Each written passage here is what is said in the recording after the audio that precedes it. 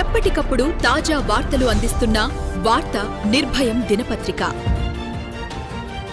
వార్తా నిర్భయం న్యూస్ కి స్వాగతం. దేవరకద్రలో ఆలా వర్సెస్ మధుసూదన్, కురుమూర్తి సాక్షిగా సవాల్ విసిరారు. మహబూబ్ నగర్ జిల్లా దేవరకద్రలో పొలిటికల్ హీట్ ఒక్కసారిగా పెరిగింది. మాజీ ఎమ్మెల్యే ఆలా వెంకటేశ్వర్ రెడ్డి ఎమ్మెల్యే మధుసూదన్ రెడ్డికి సంచలన సవాల్ విసిరారు. రాజీనామా చేసి నువ్వు గెలిస్తే కురుమూర్తి స్వామి సాక్షిగా నేను రాజకీయాలు వదిలేస్తా అంటూ ఓపెన్ ఛాలెంజ్ చేశారు. కూకట్పల్లి ఆటం బాంబు పేల్చమంటావా, ధైర్యం ఉంటే ప్రజల్లోకి రా అంటూ ఆలా ఫైర్ అయ్యారు.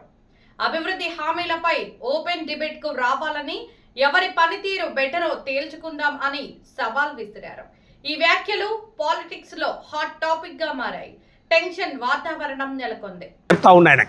ఇలా 24వ తారీఖు నువ్వు 1వ తారీఖు వరకు టైము, నువ్వు ఏ టైము కురుమూర్తి దగ్గరికి వస్తా అంటే ఆ టైంకు నేను రానికే రెడీగా ఉన్నా. నువ్వు ఎమ్మెల్యే బిజీ ఉంటావు కాబట్టి టైం నీవే చెప్పమంటున్నా.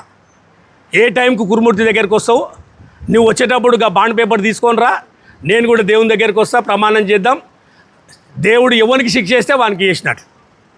తర్వాత అంటే నా ఆస్తుల చిట్టా అంటున్నావు. నీ ఆస్తుల చిట్టా నా దగ్గర ఉంది. ఇంకా అసలైన అటం బాంబు ఉంది నా దగ్గర, నీకు తెలియదు, ఇంకా ఎవరికి తెలియదు. హింట్ ఇస్తున్నా, నీ కూకట్పల్లికి సంబంధించిన ఆటం బాంబు నా దగ్గర ఉంది. నీ ప్రవర్తన మార్చుకోకపోతే ఏదో రోజు వీడియోలతో సహా బయటకు వస్తాయి. వీడియోలు కూడా ఉన్నాయి నా దగ్గర. హుందాగా ఉండాలి కాబట్టి నేను ఇవాళ వరకు దాన్ని బయటికి పెట్టలే. నీ ప్రవర్తనలో మార్పు రాకుండా వాడు వీడని మాట్లాడుకుంటూ పోయినావు అనుకో, నువ్వు పని గురించి మాట్లాడు, నిజం ఏది ఉంటే అది మాట్లాడు. నాకంటే ఎక్కువ పని చేసి ప్రజల మన్నలను పొందు, అంతే తప్ప నల్ల మట్టిలో కరప్షన్ చేసి నేను చెప్తున్నా కదా ఓపెన్గా దేవుని మీద ప్రమాణం చేస్తాను. ఇవాళ నువ్వు ఇసుక దోపిడీ నువ్వు చేస్తున్నావా, మీ నాయకుల, మీ కార్యకర్తల, మీ తమ్ముడా, మొత్తం నియోజకవర్గానికి తెలుసు. నువ్వు నేర్చుకునేది ఒకటికి 10 సార్లు అబద్ధాలు చెప్తే ప్రజలు నమ్ముతారని నమ్మించినాం మొన్న ఎలక్షన్లో. మేము నిజంగా పని మీద నమ్ముకున్నాం, మేము దాని మీద కాన్సన్ట్రేషన్ చేయలే. కానీ ఇవాళ చెప్పాల్సి వస్తుంది కాబట్టి ఇలా ప్రజలకు క్లారిటీగా అన్ని విషయాలు చెప్పినాం. మా కార్యకర్తలకు కూడా అన్నీ తెలిసి ఉండాలి, నియోజకవర్గ ప్రజలందరికీ తెలిసి ఉండాలన్న ఆలోచనతోటే ఇవాళ ప్రెస్ మీట్ పెట్టి ఇవాళ ఇన్ని విషయాలు మీ అందరికీ చెప్తా ఉన్నాం. ఇప్పటికైనా హుందాగా మాట్లాడవనే నేను మధుసూదన్ రెడ్డి గారిని కోరుతా ఉన్నాం. 2.5 సంవత్సరాలు అయ్యింది, ఇంకా 1.5 సంవత్సరమే ఉంది. 28 వస్తే ఎలక్షన్ ఇయర్లకు పోతాం. కానీ ఏది చేసుకున్నా గీ 1.5 ఇయర్లనే.